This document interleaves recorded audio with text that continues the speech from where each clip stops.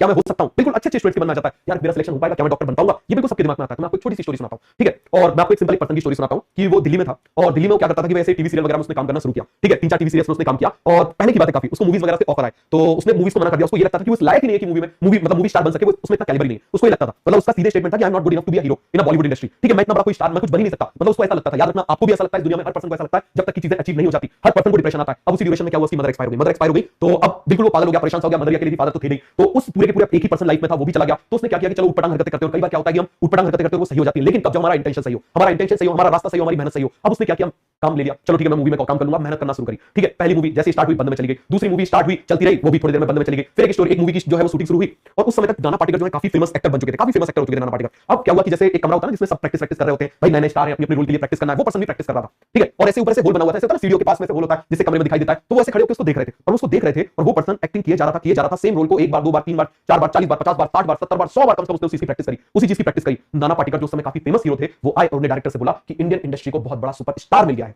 अभी तक कोई मूवी रिलीज नहीं हुई है, कोई वो नहीं हुई है, समझ में आ गया, कोई हिट नहीं हुई है, कुछ भी नहीं हुई है, बट उसका एटीट्यूड, याद रखना आपका एटीट्यूड ही आपके एटीट्यूड को डिसाइड करता है। और ये जो स्टोरी मैंने सुनाई है, ये किसकी स्टोरी है? किंग ऑफ बॉलीवुड शाहरुख खान की। समझ में आ गया किसकी स्टोरी है? शाहरुख खान की। उसके बाद आप देखो मूवीज, एक मूवी जो थी वो ऐसे चली गई, उसके बाद कोई मूवी नहीं मिल रही थी। आप देखो इतनी मेहनत करने के बाद में भी क्या होता है, आप देखना कैसे जो नेचर है, कैसे यूनिवर्स आपको टेस्ट करता है, इस बात को समझना। यदि वो आपको ऊपर पहुंचाना चाहता है, बहुत बड़ा बनाना चाहता है ना, तो पहले आपको अच्छे से बिल्कुल वो कूटेगा, अच्छे से कूटेगा, पटक पटक के पीटेगा, आपको इतना स्ट्रांग बनाएगा कि आप उस चीज को हैंडल कर सको। पहले वो आपकी कैपेसिटी को बढ़ाएगा, कैपेसिटी को एक्सपेंड करेगा, जिससे आपकी पात्रता बढ़ जाए, और उसके अंदर फिर वो अच्छी चीज को डालेगा कि आप उसको संभाल सको। फिर मूवीज वगैरह चली नहीं, फिर क्या हुआ, ऐसी मूवीज उसको मिली जो सारे एक्टर्स ने रिजेक्ट कर दी, और उस समय कोई भी जो हीरो था वो नेगेटिव रोल नहीं करता था। उसको कैसी मूवी मिली? डर, बाजीगर, अंजाम, लेकिन यहीं से सुपरस्टार बन गया। समझ में आ गया? तो याद रखना, आज आप भी उसी स्टेज में हो, आज आप भी उसी स्टेज में हो, आपको भी आपके ऊपर डाउट हो रहा है, सेल्फ डाउट हो रहा है, एम आई वर्थ इट, क्या मैं कर सकता हूं? याद रखना, ये तो मैंने आपको एक छोटी सी एक पर्सन की स्टोरी सुनाई, ऐसा हर एक पर्सन की लाइफ में है। कोई अपनी लाइफ में कितना भी बड़ा बना है, कितना भी बड़ा बना, उसने कोई भी अचीवमेंट किया है, याद रखना उसकी लाइफ में बहुत ठोकर, बहुत धोखे, बहुत फेलियर, बहुत ज्यादा परेशानियां, एब्नॉर्मैलिटी, डिसेबिलिटीज, ये सब है। इनने उसकी कैपेसिटी को एक्सपेंड कर दिया, और जब एक्सपेंड कर दिया तो यूनिवर्स ने डाल दिया, ले क्या चाहिए मैं तुझे डाल देता हूं। तो याद रखना, ये वो टाइम है तुम्हारे लिए, डरना नहीं, घबराना नहीं, मेहनत को छोड़ना नहीं। समझ में आ गया? तो चलो आगे बढ़ते हैं। तो ये पूरा कांसेप्ट क्लियर हो गया? बताओ जरा जल्दी से, ओजोन वाला पूरा कांसेप्ट क्लियर हो गया? तो अब हम स्टार्ट करते हैं बायोमैग्निफिकेशन। क्या स्टार्ट करते हैं? बायोमैग्निफिकेशन। हम इसमें ऐसे मत समझना कि टॉपिक स्किप करके कर रहे हैं, जो लिखने वाले टॉपिक है ना उनको हम पहले लिखेंगे, उसके बाद एनसीईआरटी वाले टॉपिक्स को हम एनसीईआरटी से करेंगे। क्लियर हो गया? इसका तरीका इस चैप्टर का ऐसा ही है। अब हम बात कर रहे हैं बायोमैग्निफिकेशन।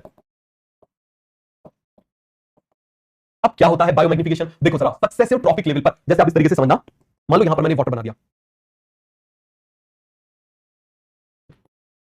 क्लियर है? ये मैंने क्या बना दिया यहां पर, मान लो यहां पर मैंने वाटर बना दिया, समझ में आ गया? अब इस वाटर में आप देखना, मान लो छोटे छोटे से जू प्लैंक्टन्स है। क्या है यहां पर? आप मुझे बताओ जरा, मान लो मैं जू प्लैंक्टन्स बना देता हूं इस तरीके से। क्या है ये जू प्लैंक्टन्स है? देखो प्लैंक्टन्स का मतलब होता है जो पैसिवली फ्लोट करते हैं, मतलब जिनके पास कोई खुद ऑर्गन नहीं होता। क्लियर हो गया? तो ये हमने क्या बना दिया? जू प्लैंक्टन्स। क्या बना दिया? जल्दी से आप मुझे बताना, जू प्लैंक्टन्स। क्लियर हो गया?